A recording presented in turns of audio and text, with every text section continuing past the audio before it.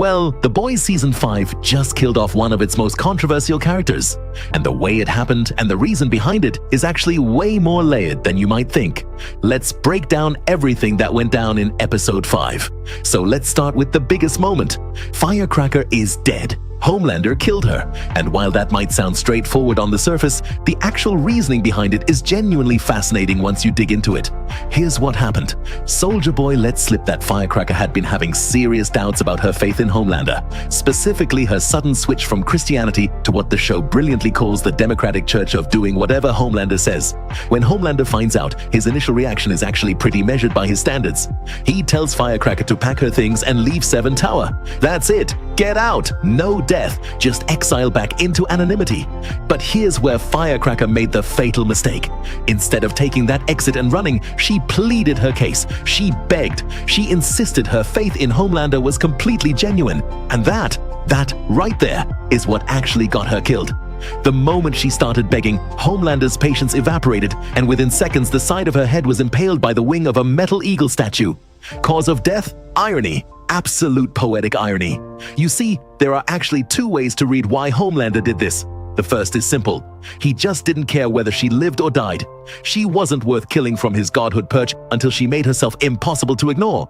She was a gnat that refused to leave through the open window, so she got swatted. The second reading is actually more interesting. That Firecracker's begging and lying to keep her position infuriated Homelander even more than her crisis of faith did. Because Homelander, in certain situations, has actually tolerated brutal honesty. It's how Sister Sage gets away with saying things no other member of the Seven would dare say. Lying to survive, though. That might have been the bigger sin in Homelander's eyes.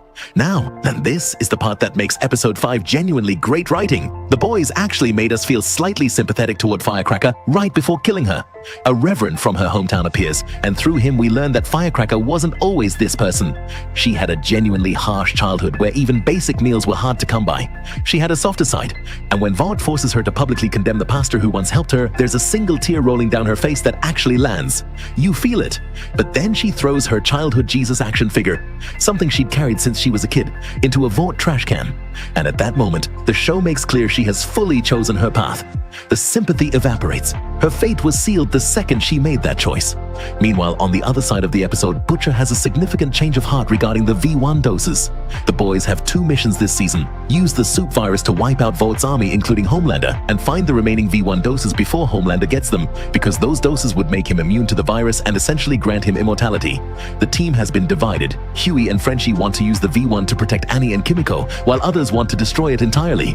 But after a chaotic souffle incident involving Terra forces the team back together, Butcher has a quiet moment alone with Hughie and changes his mind. He agrees to let Annie and Kimiko take the V1. Actually, the reason behind that shift is beautiful. Butcher catches sight of a trophy his late brother Lenny won as a kid for performing a magic trick. Butcher has always seen Lenny and Hughie, that same capacity for empathy and kindness. Letting Hughie save the people he loves is Butcher's way of honoring the brother he couldn't save when he was alive. That one quiet scene hit harder than almost anything else in the episode. Honestly, this is The Boys at its absolute best.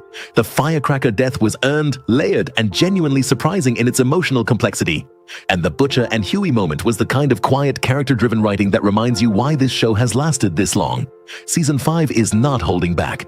Did Firecracker deserve what happened to her? Or did her backstory make you feel differently about her by the end?